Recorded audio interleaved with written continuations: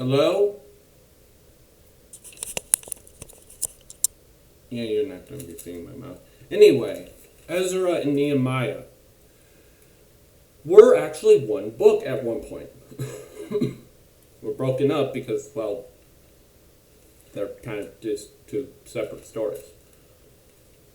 Anyway, Ezra is about the more spiritual revitalization of Israel. It's also another part where 666 shows up in the Bible again. Yes, there's three parts actually.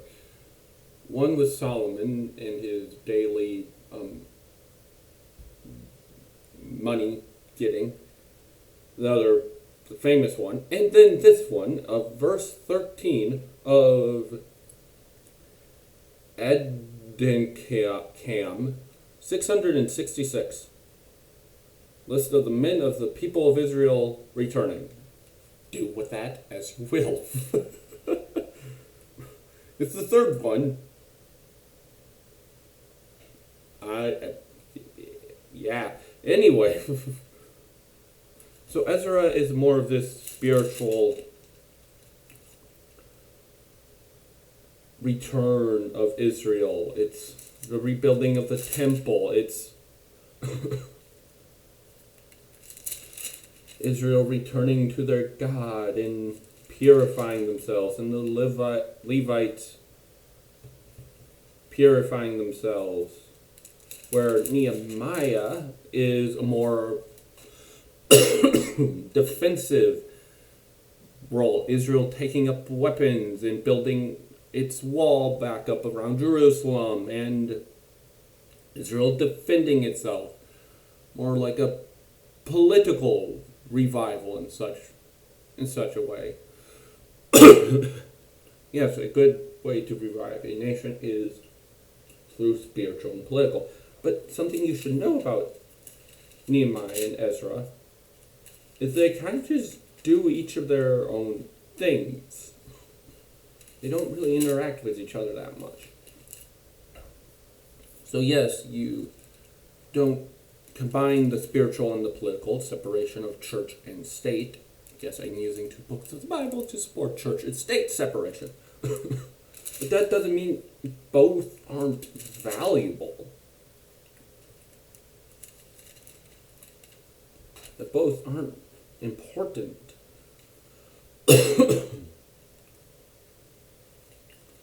Like, Nehemiah does mention Ezra, where Ezra reads the law. So Nehemiah most likely came first to rebuild the temple.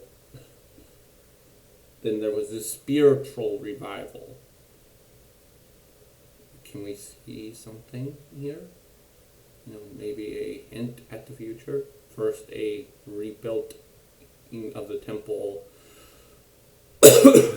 a guarding and defeat and kicking out of the enemies, and then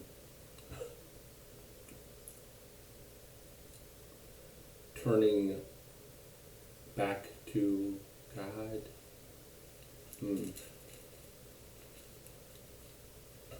Where the law is enforced. Yeah. Also, I don't know why we called the second temple Hadrian's Temple when it was built by Azariah. Whatever. Also, the second temple it's described as less beautiful than the temple. I'll show you a picture of the second temple, but I don't know how much of that is just what Hadrian added onto it. So, yeah. Anyway. You probably know what it looks like. Anyway. Then there's, of course,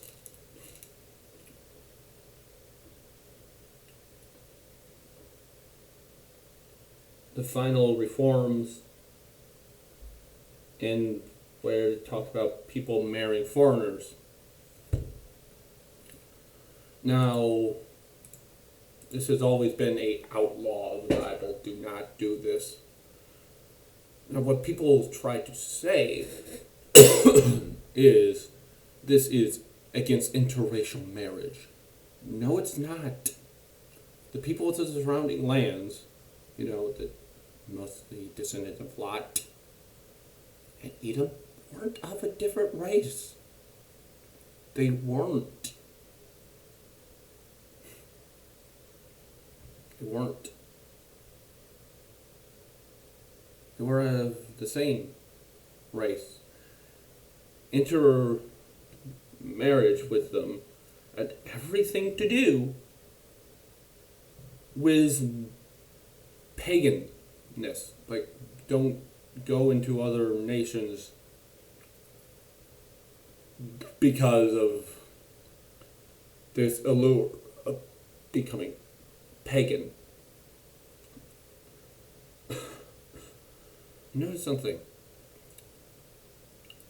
This is in the same whole overarching story as the Book of Esther, where someone did marry a Moabite.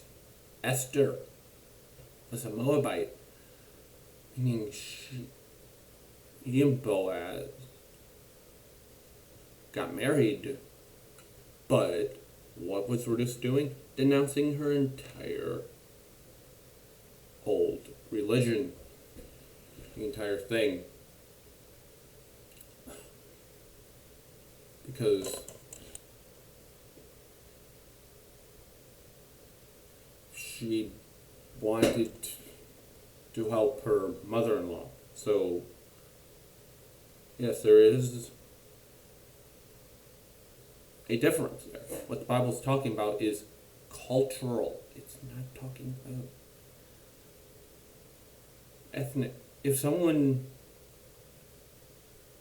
totally left their religion, didn't have any idol, they basically refer to themselves as an Israelite. Practically, they were an Israelite. That is kind of how it worked.